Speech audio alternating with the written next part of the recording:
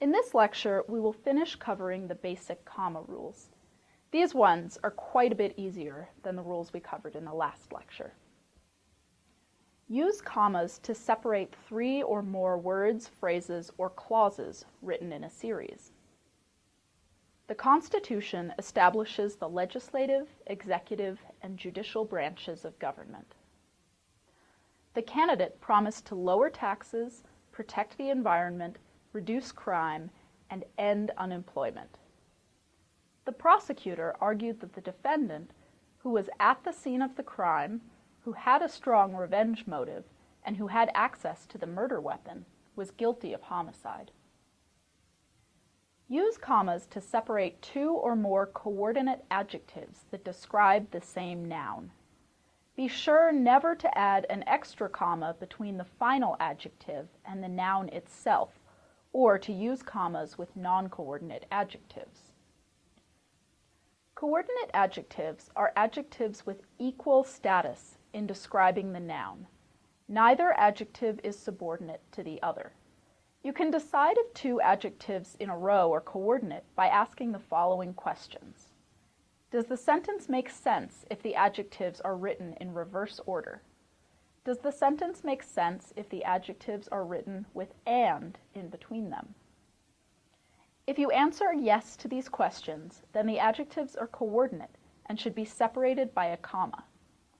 Here are some examples of coordinate and non-coordinate adjectives. Coordinate. He was a difficult, stubborn child. Non-coordinate. They lived in a white frame house. Non-coordinate. She often wore a gray wool shawl. Coordinate. Your cousin has an easy, happy smile. Use a comma near the end of a sentence to separate contrasted coordinate elements or to indicate a distinct pause or shift. He was merely ignorant, not stupid. The chimpanzee seemed reflective, almost human. You're one of the senator's close friends, aren't you? The speaker seemed innocent, even gullible. Use commas to set off phrases at the end of a sentence that refer to the beginning or the middle of the sentence. These phrases are called free modifiers and can be placed anywhere in the sentence without causing confusion. If the placement of the modifier causes confusion, then it is not free and must remain bound to the word it modifies. Nancy waved enthusiastically at the docking ship, laughing joyously.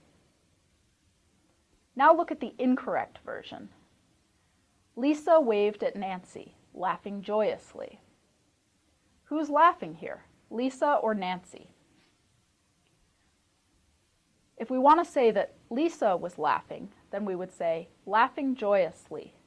Lisa waved at Nancy. Or we could also say, Lisa waved at Nancy, who was laughing joyously.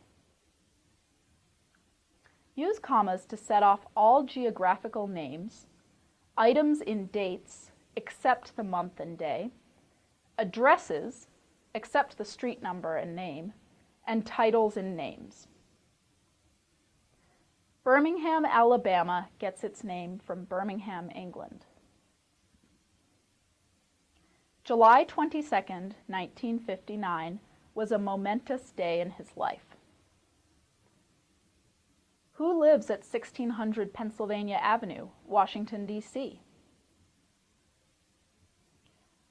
Rachel Lake, M.D., will be the keynote speaker.